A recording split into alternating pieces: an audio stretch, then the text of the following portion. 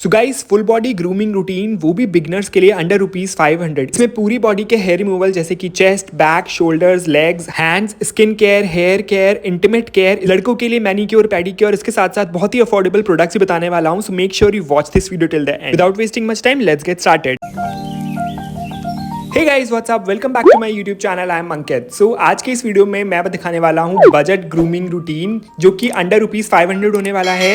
You guys can see कि मेरी हालत बहुत ज्यादा खराब है, पूरे शरीर में बाल उगाए हैं। I am a hairy guy. Grooming की शुरुआत करते हैं पैराशूट ऑयल से, जो कि आपको 204 रुपए में मिल जाता है। 600 ml की बॉटल और काफी साल तक चल जाती है। अभी ये जो वेदर चल रहा है, जिसमें ना ज्यादा ठंड है ना ज्यादा गर्मी है, इसमें हेयर फॉल बहुत ज्यादा होता है। तो अपने स्कैल्प की और बालों की अच्छे से ऑयल मसाज करो। हो सके तो अगर ल्यूक वार्म ऑयल ले लो तो बेटर ही है, क्योंकि ये रूट्स तक अच्छे से चला जाता है। इसके बाद मेरे पास ये स्कैल्प मसाजर है, जो कि Amazon में इजीली मिल जाता है 200 रुपीज में।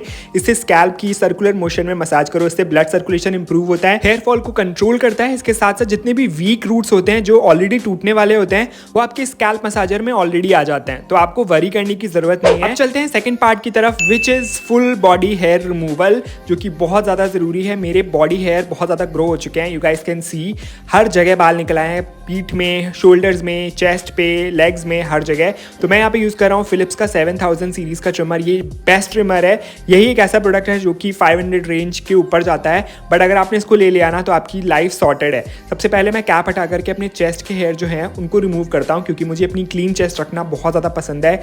Again it's an individual choice. अगर आपको थोड़े बहुत बाल रखने पसंद है then you can use cap, but मुझे पूरी तरह से हटाना पसंद है, इसलिए मैं रिमूव कर रहा हूँ।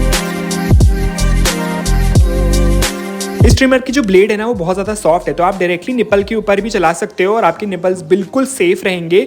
तो फटाफट से पूरे चेस्ट के मैं बाल हटा लेता हूँ। बॉडी हेयर को रिमूव करना time to time super important, क्योंकि कई बार क्या होता है कि अगर स्वेट ट्रैप होने शुरू हो जाता है तो वहाँ पे बहुत ज़्यादा खुजली और बॉडी एक्ने की प्रॉब्लम भी शुरू हो जाती है। तो इसीलिए मैं time to time body hair को रिमूव कर लेता हूँ प्रॉपरली। चेस्ट के बाद बारी आती है बैक के बाल हटाने की। तो मेरी नेक से लेकर के मैं बैक तक में इस तरह से बाल हटाता हूँ।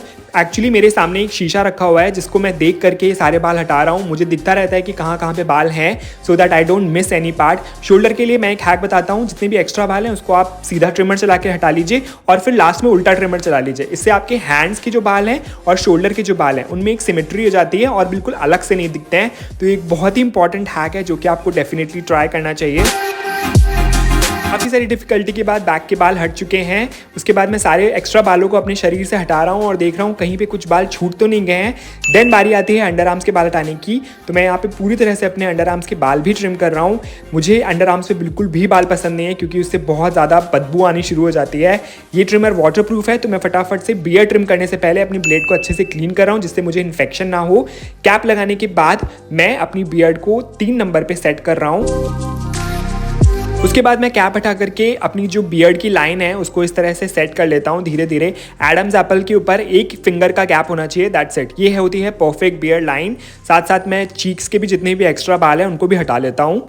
अब मेरे जो हाथों के बाल हैं उनकी ग्रोथ भी काफ़ी ज़्यादा हो गई थी, और मुझे इस तरह के बाल बिल्कुल पसंद नहीं, क्योंकि समर्स आ रहे हैं, हाफ शर्ट पहननी पड़ती है और उसमें ऐसे लंबे लंबे बाल दिखते हैं ना, तो बहुत ख़राब दिखते हैं। और साथ साथ मुझे पूरी तरह से क्लीन करना भी पसंद नहीं है, तो मैं क्या करता हूँ 3 नंबर पर ट्रिमर को सेट करके जितने भी बाल होते हैं उनको ट्रिम कर लेता हूँ। इससे बाल बहुत ज़्यादा सटल हो जाते हैं, ऐसा लगता है कि आपने बाल हटाए हैं, साथ साथ नहीं भी हटाए हैं। मैं आपको दिखाता हूँ before and after look. You guys can see कितना ज़्यादा सटल लग रहा है। इस तरफ के मैंने बाल हटाए हैं और दूसरी तरफ के बाल कितने ज़्यादा बड़े हैं। सिमिलरली अब मैं पैरों के बालों को भी ऐसे ही ट्रिम करूँगा, क्योंकि मेरे पैरों में भी ग्रोथ काफी ज्यादा हो गई है। बट उससे पहले जो जमीन में बाल गिर गए हैं उनको थोड़ा सा समेट लेते हैं, वरना नाली जाम हो जाएगी। अब पैरों में भी मैंने 3 नंबर पे सेट करके जितने भी एक्स्ट्रा बाल हैं उनको ट्रिम कर लिया है। शॉर्ट्स पहनते टाइम बहुत ज्यादा खराब लगता है, लंबे अगर बाल हो जाते हैं पैरों में, तो मैं उनको इस तरह से ही सेटल करके रखता हूँ। मेरे पास हमेशा कॉमेंट आता है कि लड़कों को अपने शरीर के बाल नहीं हटाने चाहिए, इससे वो मर्द लगते हैं। बट एक्चुअली में अगर वो बहुत ज्यादा बड़े हो जाते हैं तो वो अनग्रूम्ड लगते हैं और अनहाइजीनिक लगते हैं। सो उनको ट्रिम करना बहुत ज्यादा जरूरी है।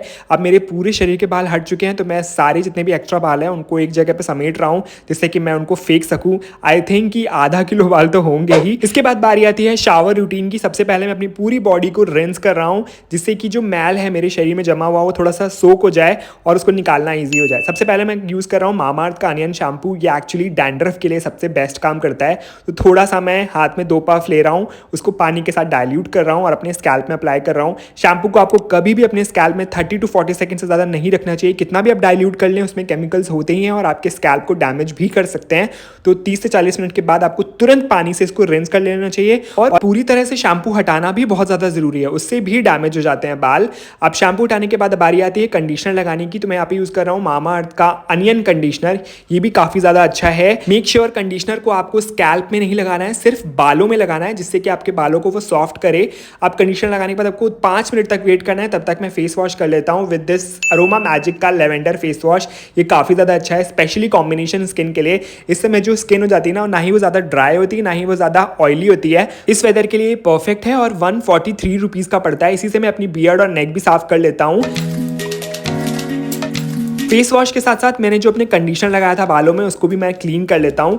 अब बारी आती है प्रॉपर शावर रूटीन की। मैं आज कोई बॉडी वॉश नहीं यूज़ कर रहा हूँ, मैं यूज़ कर रहा हूँ हिमालय का नीम एंड टर्मरिक सोप, जो काफ़ी ज़्यादा अच्छा है और इसकी जो फ्रेग्रेंस है वो तो बहुत ही अमेजिंग है। साथ साथ बहुत ज़्यादा बजट फ्रेंडली भी है। 143 रुपीज़ में आपको पड़ जाते हैं 4 सोप्स। माइल्ड लूफा के ऊपर इसको अप्लाई कर लीजिए और अपनी पूरी बॉडी को अच्छे से स्क्रब करिए। जो हमने अपनी बॉडी सोक करके रखी थी पानी में, अब तक मैल जितना भी होता है वो हमारी बॉडी में फूल जाता है और इस एक्सफोलिएशन की हेल्प से सारा का सारा मैल आराम से निकल भी जाता है। जितनी भी डेड स्किन होती है वो भी रिमूव हो जाती है।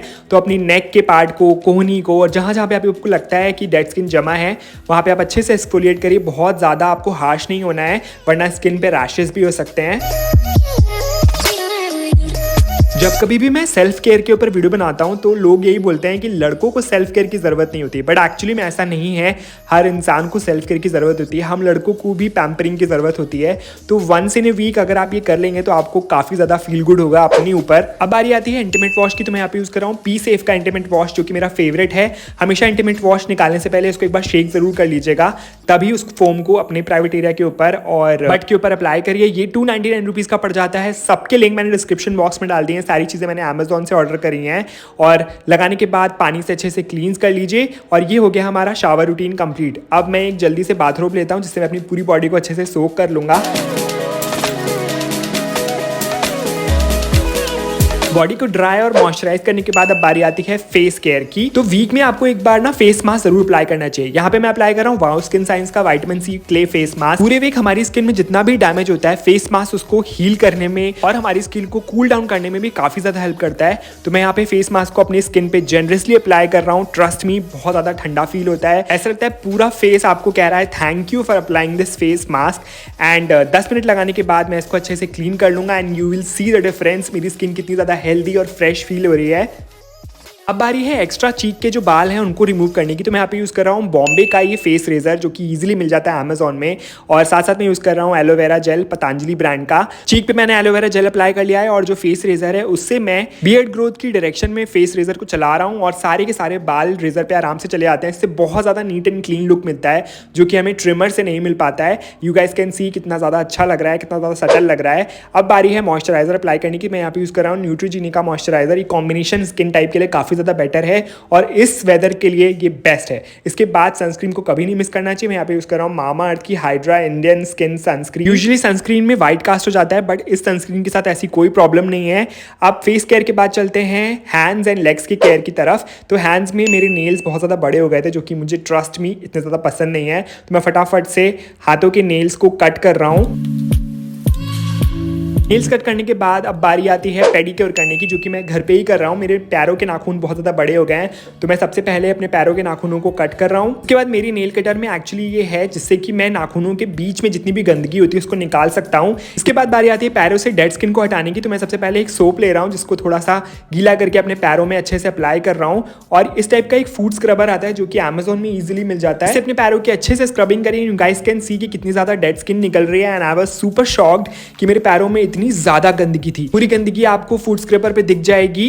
इसके बाद बारी आती है अपने पैरों को अच्छे से क्लीन करने की, उनको फिर ड्राई करने की और उसके ऊपर अच्छा सा एलोवेरा जेल अप्लाई करने की। और ये हो गया हमारा full body grooming routine with in budget. That's it for today's video. अगर आपको वीडियो अच्छा लगा तो इस वीडियो को लाइक कर दीजिए, subscribe to my channel, press the bell notification and I will see you in my next video. Till then bye.